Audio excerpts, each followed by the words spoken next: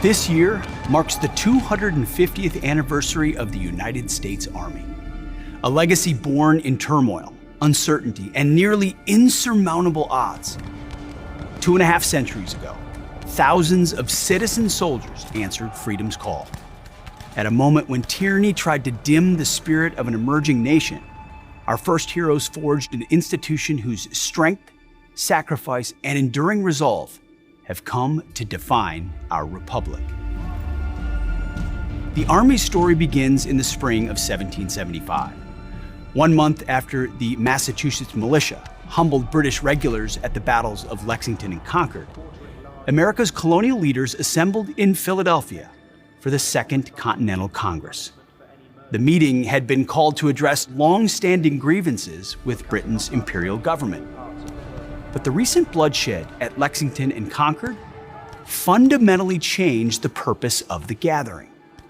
Until then, many colonists had hoped for reconciliation with their mother country. It was increasingly clear that freedom would not be possible without war. The reasons for a united resistance were growing. Among other offenses, the British Parliament had earlier passed the Intolerable Acts, which had closed the port of Boston to all trade, forced colonists to house and feed British soldiers, and restricted the colonists' right to public assembly, allowed British officials to be tried in England instead of the colonies, and effectively put Massachusetts under martial law. In April of 1775, they fired on American colonists. By the end of May 1775, Patriot leaders were calling up militia in all 13 colonies. They stockpiled guns, ammunition, artillery, and military supplies. Some militia units drilled every day. The battles of Lexington and Concord proved that Minutemen could push back British forces. Those early battles also proved that the colonies needed a united fighting force with a clear chain of command. Mindful of the perilous road ahead, the delegates to the Second Continental Congress debated establishing an army.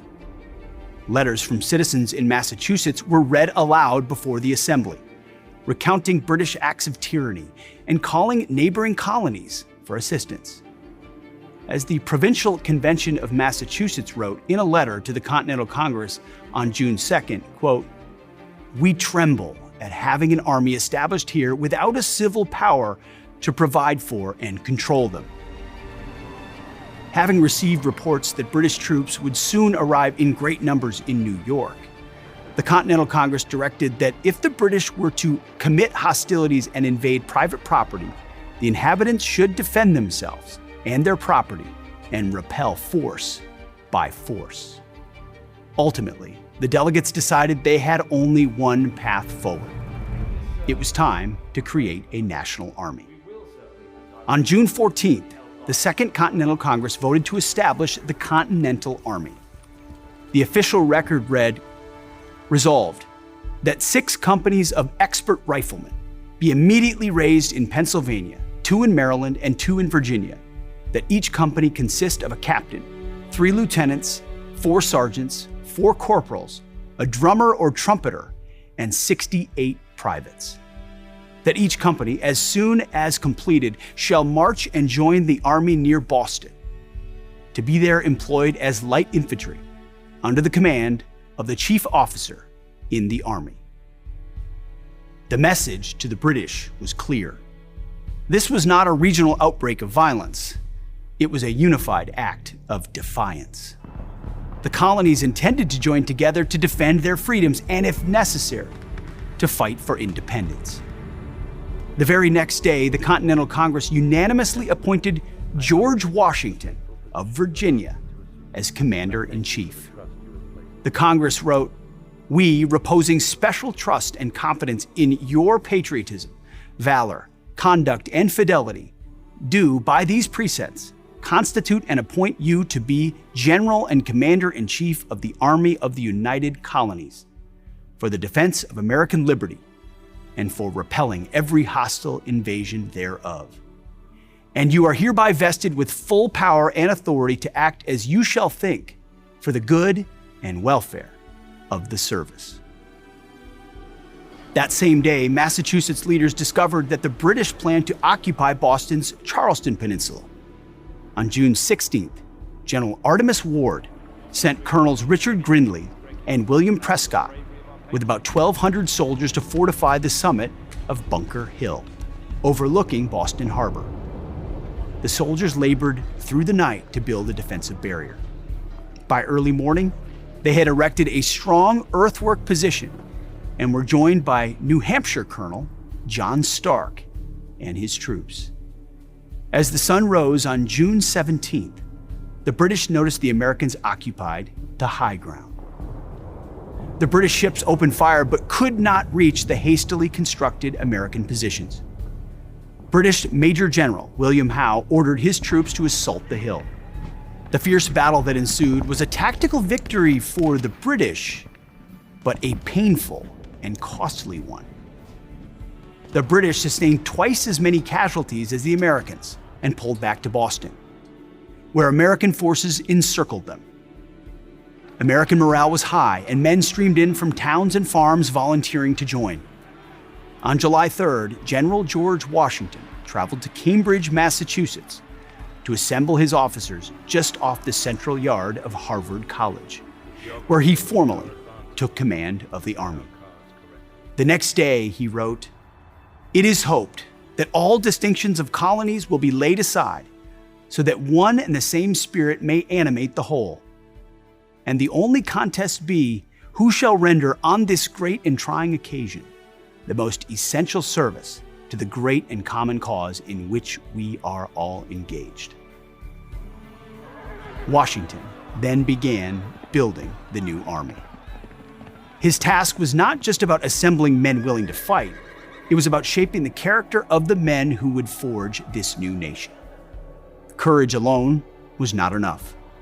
Washington worked tirelessly to instill good order and discipline, secure supplies, and institute rigorous training to produce soldiers who could fight toe-to-toe with the British Army, then the best army in the world. Washington wrote, "Discipline is the soul of an army. It makes small numbers formidable, procures success to the weak, and esteem to all." As the army took shape, each battle told a story of audacity and sacrifice. Washington won his first victory at Boston in 1776, but suffered heavily at Quebec. When the British returned that year to New York in full force, the army fought doggedly from Long Island to New Jersey. Washington's army suffered heavy casualties, but never giving up. With winter setting in, General Washington did the unthinkable. The bold Christmas night crossing of the Delaware River in a blizzard, and the subsequent victories at Trenton and Princeton turned the tide of the Revolution and proved to the world the unbreakable spirit of the American patriot. These battles were more than military engagements. They were seminal moments that gave birth to our nation. Every volley fired, every battle won, and every sacrifice paid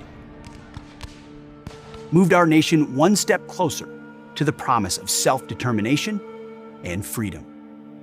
Today, as we celebrate 250 years of the United States Army, we remember that the greatest victory ever for liberty, sovereignty, and independence was won by ordinary people.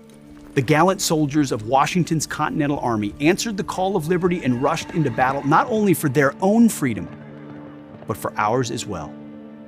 Their story defines us all. It tells us what we stand for and who we are as a nation, born through the sacrifice of our first heroes who gave their lives for the greatest experiment in self-government the world has ever known. Today, every soldier who dons the uniform guards that sacred legacy, ensuring that the ideals of freedom, duty, honor, and country continue to shine brightly for the whole world to see.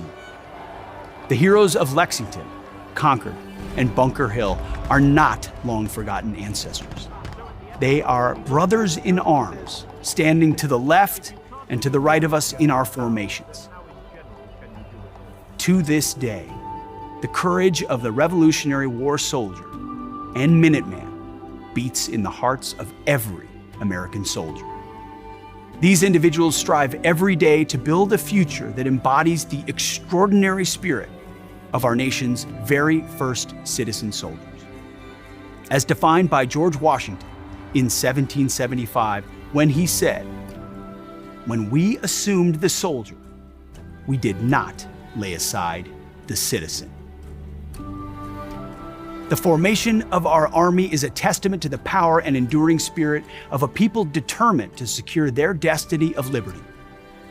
As your Secretary of Defense, I'm profoundly grateful to every individual who has served, from the courageous patriots of the American Revolution who won our freedom to the soldiers currently serving around the world, defending our Constitution and way of life. Today, on this momentous 250th anniversary of America's Army, let us honor the legacy of those who came before us by committing ourselves to building a future worthy of their sacrifice. May we always remember that in our unity there is strength, in our courage there is hope, and through our service there is an unbreakable promise to defend freedom for all. As we celebrate this rich history, I invite you to reflect on the enduring spirit that began humbly in 1775. A spirit that, against all odds, forged our nation's independence, freedom, and liberty.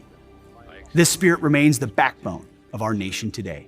No matter what challenge we may encounter, this spirit will propel us into the future with unwavering resolve. Thank you for joining me in celebrating our shared heritage. God bless you. God bless the United States Army. Godspeed to our warriors. And God bless America.